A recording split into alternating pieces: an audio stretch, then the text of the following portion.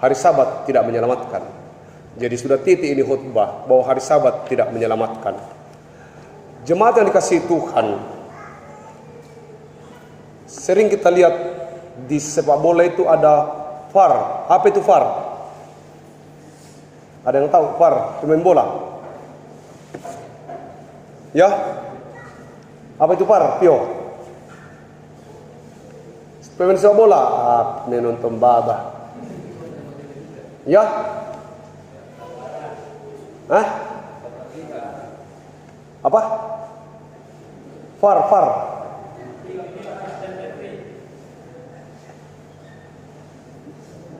Tidak jelas. Hah? Video?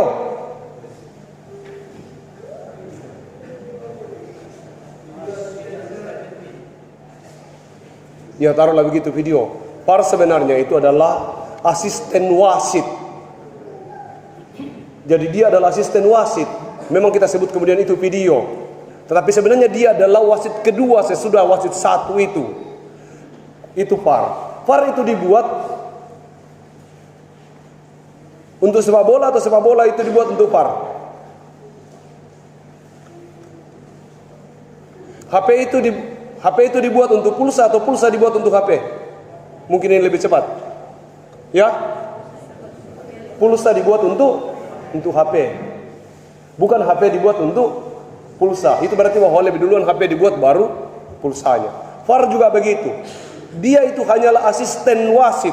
Jadi wasit boleh lihat, boleh tidak. Makanya kalau katakan, oh itu dulu, kenapa tidak lihat videonya? Itu videonya penting, di video itu begini benarnya. Jangan. Itu tergantung dari wasit satu. Kalau wasit satu katakan saya mau lihat, ya lihat. Kalau dia tidak lihat, ya tidak lihat.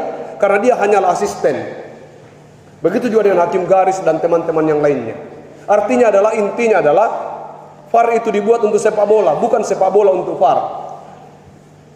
Hari Sabat ini dibuat untuk manusia atau manusia untuk hari Sabat? Mana yang duluan? Agak cepat-cepat ini, karena ini baru pengantar. Mana yang duluan? Manusia diciptakan atau hari Sabat dibuat? Sepakat begini? Saya ulangi pertanyaannya. Mana yang duluan? Hari Sabat ditetapkan atau manusia diciptakan? Manusia diciptakan. Itu berarti bahwa hari Sabat dibuat untuk manusia. Hari Sabat dibuat untuk manusia. Kalau hari Sabat itu untuk manusia, maka manusia dulu dibuat, baru perangkatnya adalah hari Sabat. Bukan Sabat ditetapkan dulu, baru bikin manusia supaya dia taat pada hari Sabat itu. Tidak.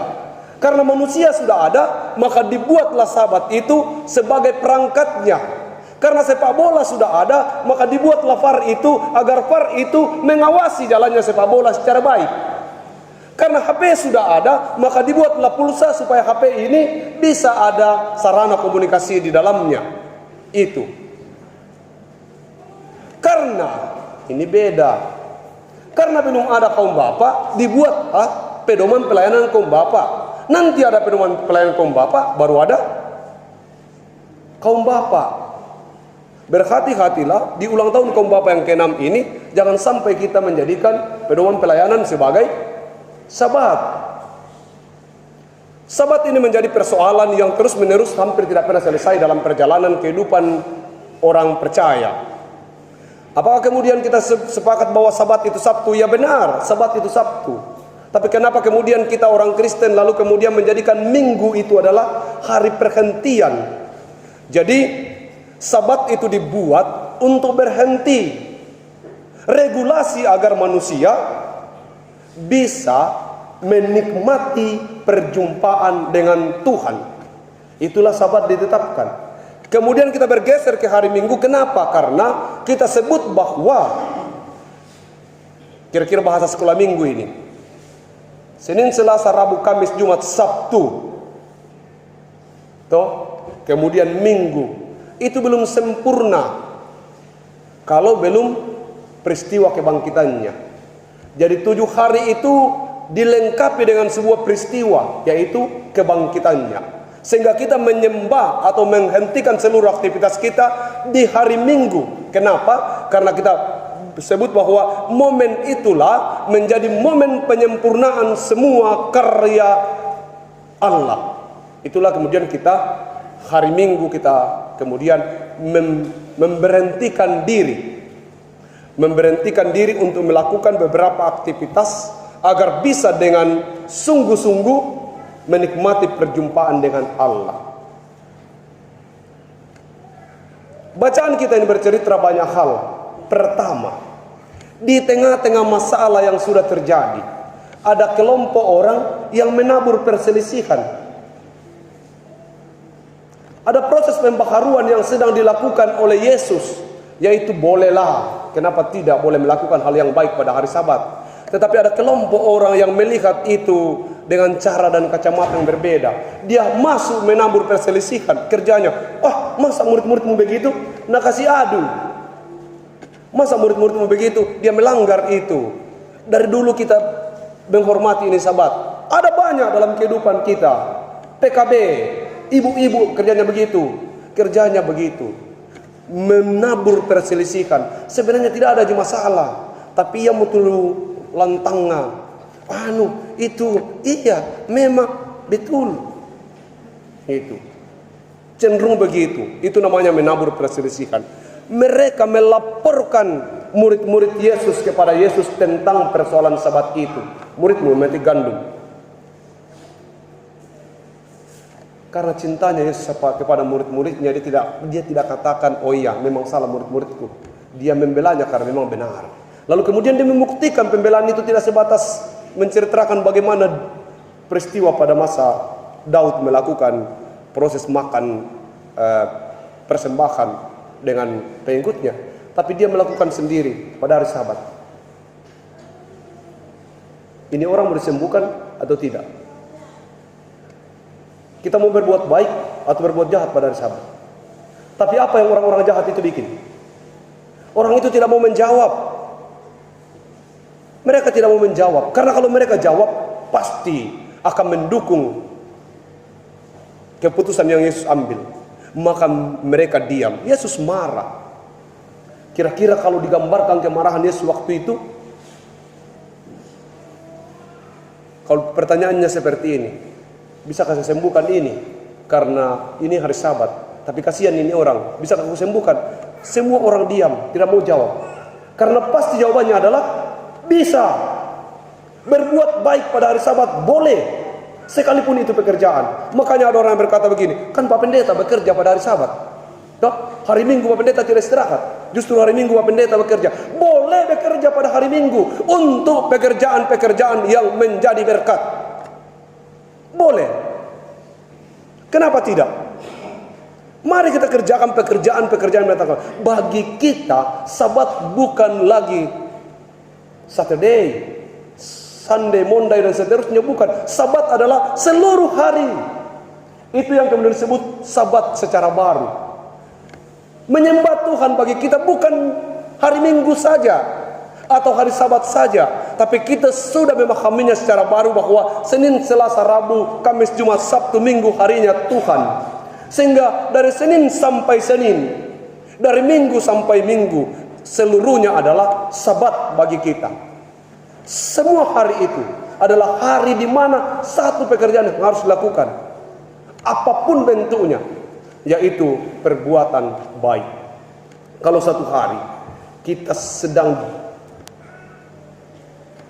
ibadah perjamuan kudus, lalu tiba-tiba kita sedang jalan seloki, lalu tiba-tiba ada satu rumah kebakaran, kita mau bagaimana? Ya, habiskan dulu perjamuan itu baru pergi lihat itu teman. Sudah jadi arung itu. Keputusan terbaik kita adalah tentu kita tinggalkan dulu perjamuan itu dan segera saja adakan. Mari teman-teman, saudara-saudara, kita tinggalkan sebentar perjamuan ini, kita urus itu. Nanti sesudah api dipadamkan, baru kita lanjutkan perjamuan ini. Di kampung saya dulu batuk saja tidak boleh. Tumpah seloki langsung dikunjungi oleh, kalau tumpah anggur tadi selok kita, langsung dikunjungi oleh majelis gereja nanti sore. Iya, atau kalau Batu pada saat makan roti, makanya jangan terburu-buru. Ada pertanyaan, kenapa batu? Apa yang mau dikatakan dari firman Tuhan ini? Sekarang ini ada kelompok namanya workaholic. Workaholic ini adalah orang-orang yang kecanduan bekerja. Saking kecanduannya bekerja, banyak di Salkalando ini. Bagus kalau kita kecanduan bekerja dengan berpikir bahwa ini tanggung jawab. Tapi kita juga harus menghindari kecanduan bekerja karena ingin jadi kaya. Itu biasa ujung-ujungnya bunuh diri. Kalau bekerja ingin jadi kaya, bekerja itu tanggung jawab. Bolehlah kita bekerja, tapi tidak boleh menjadi kecanduan bekerja. Candu bekerja juga berbahaya. Itulah hampir rata-rata di kumpulan rumah tangga di hari Sabtu itu tidur orang. Toh? Karena capek. Hari Minggu juga masih belum bisa berdiri. Kalau dengan akta, mari kita bangkit berdiri. Tidak kuat berdiri. Masa untuk berdiri sebentar tidak kuat? Kita harus sisakan tenaga untuk Tuhan. Jangan semua tenaga untuk dunia. Butuh tenaga juga untuk beribadah. Itulah regulasi dibuat Tuhan bahwa 6 hari engkau bekerja. Pada hari ke-7 istirahatlah. Kenapa harus istirahat? Supaya kalau fit keadaanmu, kalau segar kau menyembah Tuhan, bagus juga.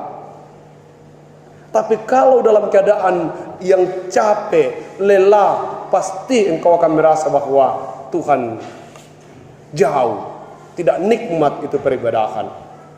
Untuk itu, Sabat itu bukan penjara. Sabat itu bukan penjara rohani. Hari Minggu itu bukan penjara rohani. Seharusnya hari Minggu menjadi momen di mana kita menceritakan kemerdekaan sebagai orang percaya. Oh, teopi kotula mandoro salominggo ambenau. Akato saranina. Itu maksudnya 6 hari kita sudah melakukan aktivitas itu.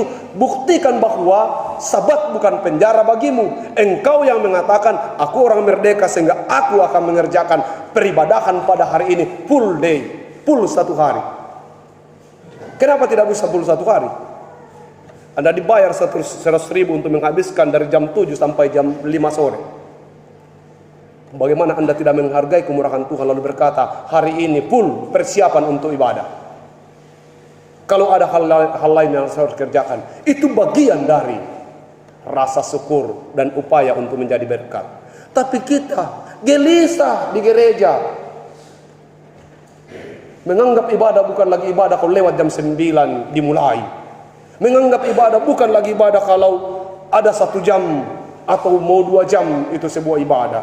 Padahal sudah dikatakan, semua sudah tahu sejak lahir bahwa hari Minggu itu kita istirahat. Untuk apa? Untuk memuliakan Tuhan. Sekali lagi ini bukan penjara. Ini adalah aktualisasi kebebasan seorang percaya. Bukan penjara. Jadi Sabat itu bukan lagi penjara, tetapi tempat untuk mewujudkan betapa bangganya kita. Sehingga seluruh hari sudah menjadi hari persembahan. Tapi ini hari spesial. Special day, hari khusus.